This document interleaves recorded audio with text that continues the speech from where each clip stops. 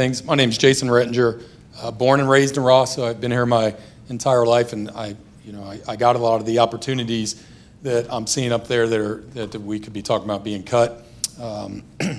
Met my wife. She lived in Edgewood, and we had to make a decision on where to live. It was going to be hard to be married while she lived in Trenton because there was no possible way that I was moving to Trenton.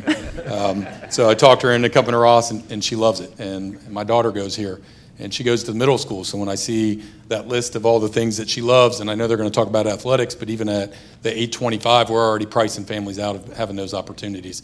I was a math teacher in this district for 16 years, well aware that everybody didn't show up at school to come to my math class, that sometimes it was for music, and it was for PE, and it was for art, and it was for all the other things that we give kids opportunities to do.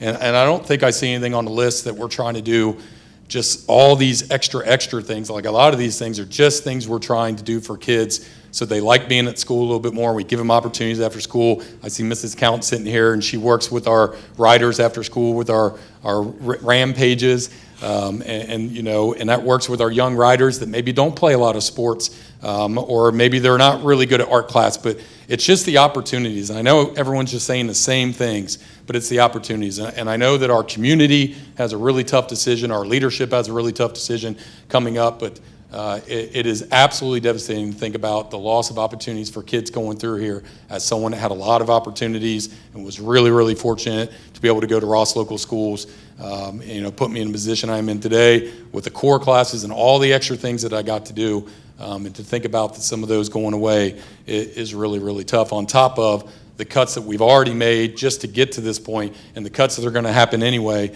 And I feel like we're kind of band-aiding things together, even getting into next year when we're losing art teachers and trying to figure out how our risk kids are going to have art, if we're going to put 35, 40 kids into one art class, which is not a great art class.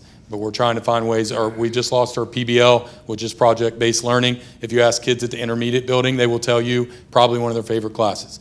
Learning how to work together. They created murals around the school. They created an outdoor learning center.